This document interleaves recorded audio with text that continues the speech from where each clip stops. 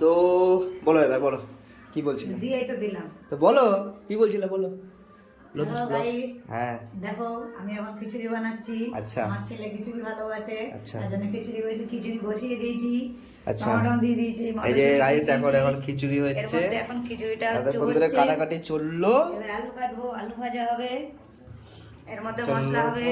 এই খিচুড়ি হচ্ছে, সাথে সাথে চাটা হচ্ছে, এখন চা চা হচ্ছে, ফুটছে। এখন আলু কাটবো, দিয়ে আলু ভাজা হবে পোস্ত দিয়ে। তো গাইস মা এখন আমার জন্য খিচুড়ি বানিয়ে দিচ্ছে, কারণ আমি খেতে চেয়েছিলাম বলে।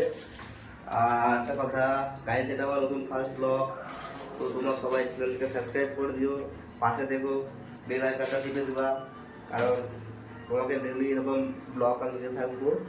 তো এখন দেখেন আলু ছোলা হচ্ছে। গোল গোল করে আলু ভাজা হবে। হুম। আমার ছেলে আলু ভাজা দিয়ে খিচুড়ি খাবে, তার মধ্যে থাকবে পাঁপড়। আচ্ছা আচ্ছা, বাস বাস। তো এই পেঁয়াজ আছে এখানে, হ্যাঁ? আচ্ছা আচ্ছা, ভালো। তো চা তো ফুটে যাচ্ছে, নামিয়ে দিব। চাপাতা দিলে ফুটুক একটু।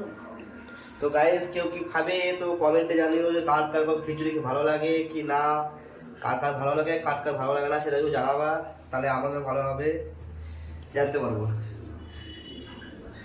আর প্রত্যেকটা ঘরে এসে যে এখানে দেখা যায় এই যে একটা সিরিয়াল, সারাক্ষণ এই সিরিয়াল সিরিয়াল সিরিয়াল কোনো মতে ভালো লাগে।